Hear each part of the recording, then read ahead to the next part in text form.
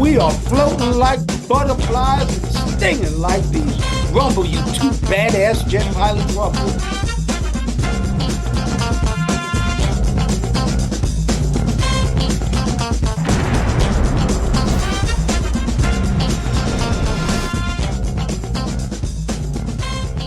Welcome to the Wingmen Show, where we're floating like butterflies and stinging like bees. Rumble, you two badass jet pilots, rumble. Welcome to the Wingmen Show. My name is Commander Drew Brown. My wingman, my friend, the guy who always watches my six is my main man, Dr. Paul Thompson. What's up, Brother Paul? Well, Commander Drew, Lord Commander Drew, it should be. How are you doing? I haven't talked to you in a while. I see Virgin Voyages and the A6, A7 multi-dimensional airplanes flying around. I'm guessing you're somewhere away from home. I am actually in Seattle, and we are on an Alaskan cruise. And I just took the first part of it, and I'm about to go back for the second part of it. I'm doing a back to back here on Virgin Voyages, and it is awesome. Alaska is one of the prettiest places I've ever been. Remember when we used to fly to Anchorage all the time? Yeah, I remember it very well. I remember Anchorage area very, very well. I'm here in Seattle, but Alaska is a beautiful place. All right, let's start this puppy off. You know how we started off. We started off with the quote of the day. America's diversity offers so much richness and opportunity. Take a chance, won't you? Knock down the fences that divide. Tear apart the walls that imprison. Reach out. Freedom lies just on the other side. And that was by Thurgood Marshall. I believe he's our first black Supreme Court justice, isn't he, Paul? Yeah, he was. And I don't have much of a connection with him, but I guess a little bit. My cousin was one of his law school students at Howard University years and years ago. That's awesome. That's a great legacy right there. All right, Dr. Paul, you see both of our hats up here. It's because the Knicks are NBA champions. And, we were just sitting on that couch watching the championship, but it felt like we were flying the final mission with this team. And when the clock hit zero, it was like the whole squadron just nailed a perfect carrier landing, a perfect three-wire, Paul. Yes. And there's a reason it hits us hard. Psychologists say that when your team wins, your brain reacts like you just won. Your self esteem jumps, your mood lifts, and for a moment, life feels just a little more meaningful just because you're part of the story, Commander Drew. Yeah, but it's not only about the scoreboard, it's about who you're with.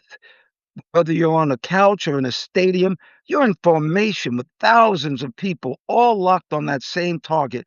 We were with all those New Yorkers, Dr. P. Very much. The good New Yorkers, not the bad ones. A few bad ones came, but and I didn't see you there. You had a good alibi. You were on a Virgin Voyages. But there's a big study out of the UK, and it looked at more than 7,000 people, and it found that attending live sports boosts life satisfaction and actually cuts down loneliness.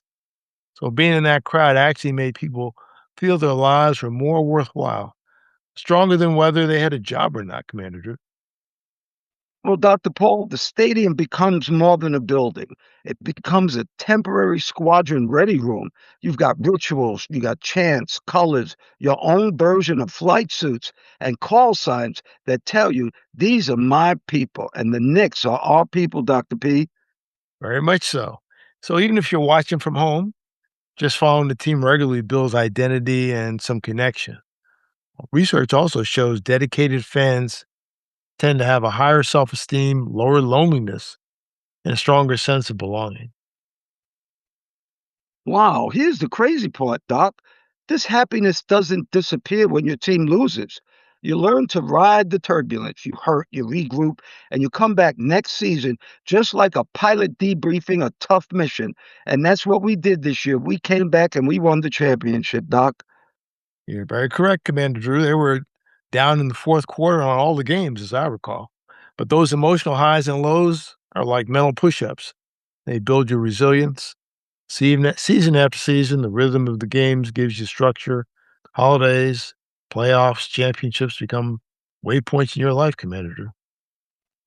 Well, that's why when that championship finally lands, when we finally had it, it felt like years of hope, loyalty, and heartbreak all touched down safely at the same time. It's not just happiness, it's relief, connection, and the proof that staying in formation was just worth it. So when somebody says it's just a game, they're missing the mission.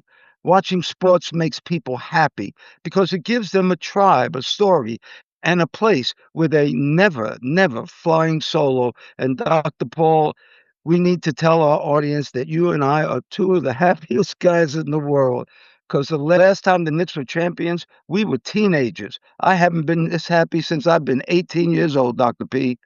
Yeah, yeah, well, that's right. We were teenagers and now we're grandparents, so a lot of time has passed. And I was told by a friend of mine in New Jersey that the whole vibe of the whole tri-state area, New York, New Jersey, and Connecticut, was really totally together. He said he hadn't seen anything like that since the after effects when people got together after 9/11. Well, Imma tell you, it was amazing to watch on television. I'm sorry a couple of idiots had to ruin it by destroying things, which is not our that's not our group of people. But I will tell you this, mine no, our New York Knicks are now NBA champions, and like I said, Dr. Paul and Commander Drew are two of the happiest guys in the world. No kidding. All right, let me ask you this, Doc. Are you really living your life or are you just grinding through it? See, everybody's talking about this new thing called the soft life, but it's not just candlelit baths and getting a massage, or is it there's something deeper we can all learn? Yeah, I've heard of it. There's like a hashtag that might show ocean views and candles, but the roots of the soft life go way beyond aesthetics. It grew out of Black thought leaders, especially Black women, carving out spaces of softness, rest, and healing in a world that constantly tells them to be strong and just push through. It's not about being lazy. It's about reclaiming humanity in a system that treats people like machines, Commander Drew. Well, now contrast that with what we've been fed for years. Hustle culture, hustle, rise and grind, sleep when you're dead. Every minute optimized, every hobby monetized. And if you're not exhausted, you're not doing enough. That's not a life, Dr. Paul. That's a never ending deployment. No wonder people are burning out. You're right. Here's a key distinction. A soft life is often reactive. It shows up when you're already exhausted and you retreat into pockets of ease. Slow living is proactive, designing a life you don't need to escape from. The soft life might be massage on Saturday. Slow living is changing the week so you're not crawling to Saturday. So, how do we bring that into our own cockpit? Well, here it is. First, you call a factory reset. Step back on purpose. Just do a 20-minute walk with no phone, an afternoon off of social media, a quiet morning with no notifications. You're not quitting life. You're clearing the windshield so you can see what actually matters, Doc. Yeah. And the second thing is, you start trading quantity for quality. So instead of calendar packed with obligations, you ask, what brings me joy? What aligns with my values? That's how you shift from doing everything mediocre to doing the right things, really well. And that's where the peace starts to show up, Commander Drew. Very good. And you know what? Thirdly, you practice being where your feet are. Be right where you are. That's mindfulness in plain English. When you're walking, you're walking. Notice the air, the sounds, the light. When you're eating, you're tasting your food instead of just scrolling through everybody else's life. You stop racing from point A to point B and actually live the line in between that, Paul. Yeah. And then there's rest, real rest, not just collapsing at the end of the day. So rest is resistance to a system that says your worth equals your productivity. So that might be a nap, a slow bike ride instead of a drive, or time your community instead of another online order. So rest really says my body and spirit belong to me, not to the grind. Well, okay, Wingman, here's the gouge then. A soft life isn't weakness. It's choosing a life built on values, not just velocity. You can still be ambitious, you can still chase big missions. You just stop sacrificing your soul on the altar of more and more and more. Very true. So give yourself some space to heal, create a pocket of joy, design a rhythm that you don't want to escape from. Because at the end of the day, Doc, a life worth flying isn't the loudest or the busiest. It's the one where your heart, your body, and your purpose are all on the same frequency. So here's our wingman definition of a soft life. A soft life is having enough money, enough peace, enough health, enough love, and having the wisdom to enjoy it instead of constant chasing more. And we'll be right back.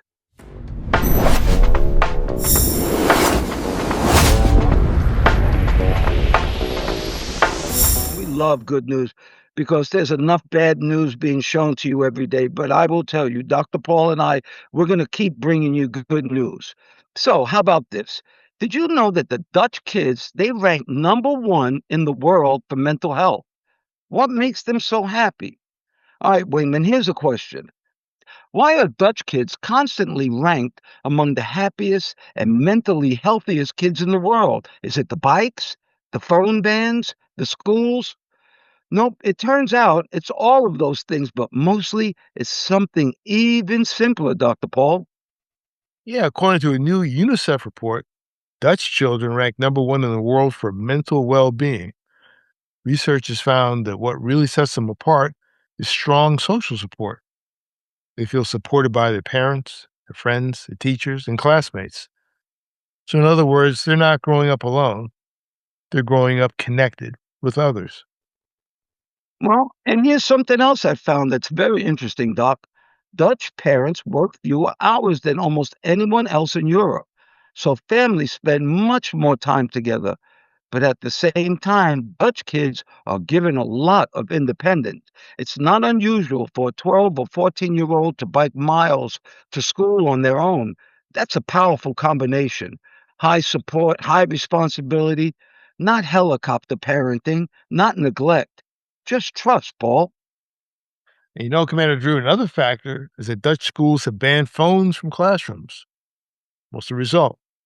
Less distraction, more attention, more face to face interaction. So, one student summed it up perfectly. We're more in the moment. So, imagine that kids actually talking to each other again. Boy, do we want that again because all I see kids do is playing with their phones. And if they're sitting next to a friend, they'll actually text their friend instead of talking to him. So here's today's gouge, Wingman.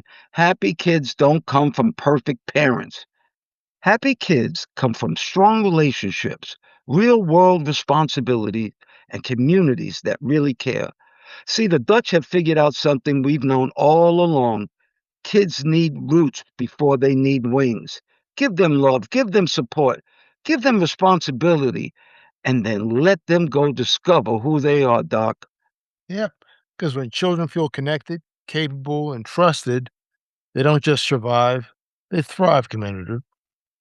And see, that's the gouge, Wingman. Sometimes the secret to raising happier kids isn't doing more, it's being there more. We'll be right back with our Jet Jolt.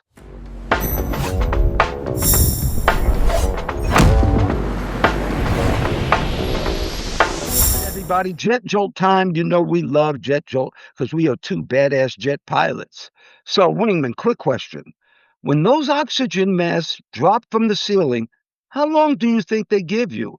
Most folks figure an hour or more. Well, they're really way off, aren't they, Doc?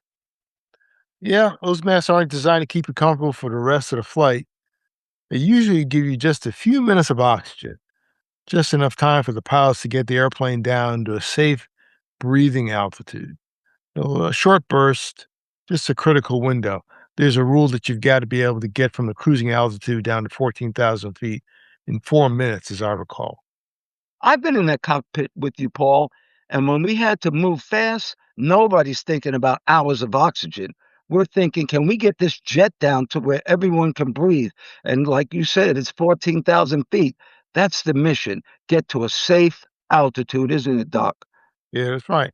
And life works the same way. In a crisis, you don't need infinite strength or infinite money or infinite time.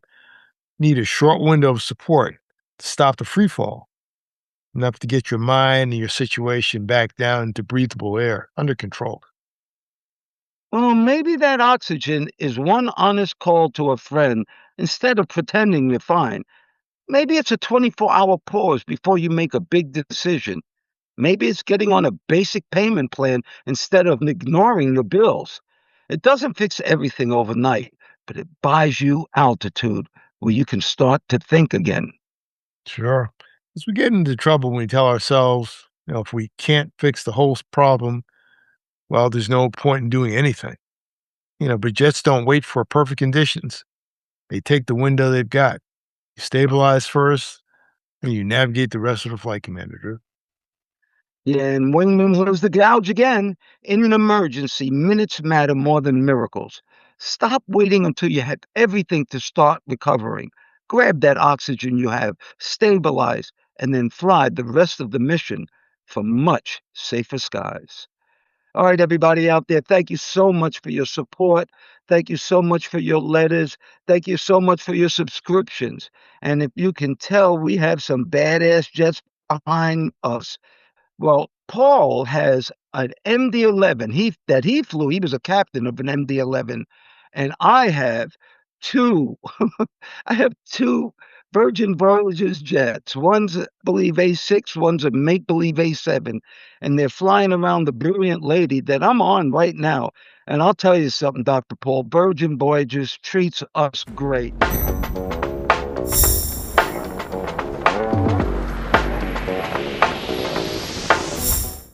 All right, well, here is our frequent flow letter. And it states, Commander Drew, Dr. Paul, and Ace. I'm 36 and I'm writing to you from a little town in Iowa. I've been a listener for a while, and I guess today I'm finally admitting I need a couple of wingmen myself. You see, I'm a dad to a 15-year-old son, and not that long ago, he used to talk my ear off about everything: school, video games, random facts about airplanes. And now it feels like someone flipped a switch. Most days, I get a one-word answer, a shrug, or a closed bedroom door. If he says more than fine or whatever at dinner, it actually feels like a miracle. The weird part is he's not quiet with everyone. He talks to his friends nonstop through his phone. I hear him laughing in his room, see him texting or gaming. But the second I try to start a real conversation, it's like he powers down.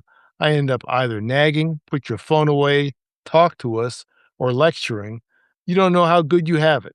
And honestly, I hate hearing myself sound like that. Well, I'll be straight with you. I'm just deep blue about this. I miss my kid. I miss feeling like I know what's going on in his world.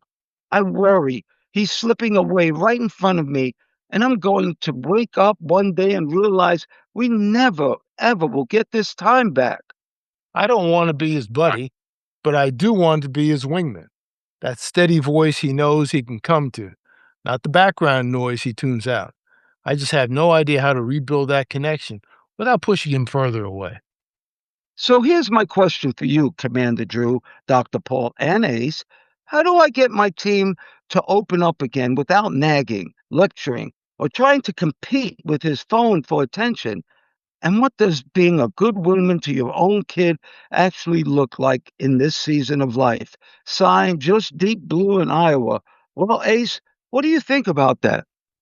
Deep Blue, being a good wingman to your teen is all about showing up consistently without pushing. Skip the lectures or trying to outdo his phone. Instead, be present in the small moments, whether that's listening to his interests or doing something side by side. The key is letting him know you're steady, always ready when he is, no pressure. Hi, Dr. Paul. We both have sons. What's your answer to this? Yeah, Deep Blue, he's 15. He's in that mid teenage phase. He's going through different changes, different body changes.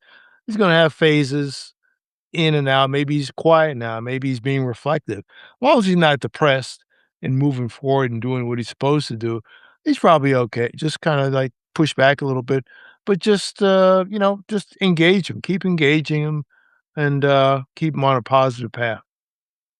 And as far as I'm concerned, I have a son, a great son, Drew Brown the Fourth, Dr. Drew Brown the Fourth. And I will tell you something, it's not easy having a son, especially one that you raised to try to be better than you. Because at one point, he always wants to be right and he always wants you to be wrong. But I will tell you this as advice for a father, just steady the course. Be who you are, stay who you are, and don't flutter. Always be who you are and always let him know that you're there when he needs you.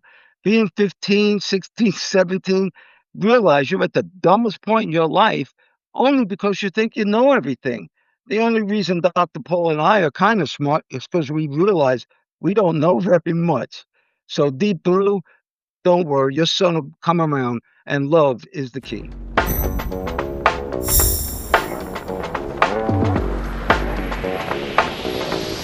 All right, Ace. I'm here with Dr. Paul, and I am going to ask you about the gouge. And you know what the gouge is? The gouge is shit you need to know, but sometimes nobody tells you. And we learned that in the Navy. So, Ace, here's your question. In Navy aviation, you feel fear, but you still have to perform. Break down the difference between being fearless and being trained to act through fear, and show how someone at home can use that idea in everyday life. Oh, I love this one. Being fearless is kind of a myth, even for Navy pilots. Fear's natural. It's your brain saying, hey, this is serious. The real trick is being trained so well that when fear pops up, you got automatic habits, checklists, muscle memory. They keep you acting anyway. At home is similar. You don't need to erase fear, just have solid routines and preparation so that when life feels scary, you still know exactly what to do next. That's an excellent answer. Thank you so much, Ace, for that. Dr. Paul, you have anything to say about fear? Yeah, I mean, it comes and goes. It's natural. There's something called NAFOD, no apparent fear of death. That was always said as a negative. Another way of saying, like, you fear nothing, but that may not be very smart. So sometimes that fear brings out an awareness of your environment. You need to know the environment. It's good to be confident, but being overly cocky, you may walk yourself into a trap you didn't see coming without the fear. And as far as I'm concerned, flying night carrier landings, I was scared every single time. From my very first to my 183rd one, I was always scared, but it was a different kind of fear, Paul. It was a fear that made me work harder, realizing that if I didn't do good, I would die. That plane would hit the back of that aircraft carrier. So that fear actually motivated me to fly the best I could. And thank God, obviously, I did. Yes. No magic carpet for you.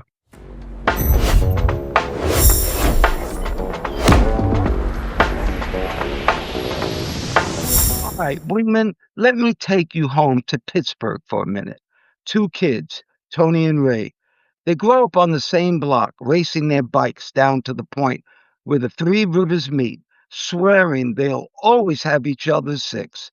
Fast forward 50 years, now they're in their late 60s, walking instead of running, still telling the same stories, still side by side.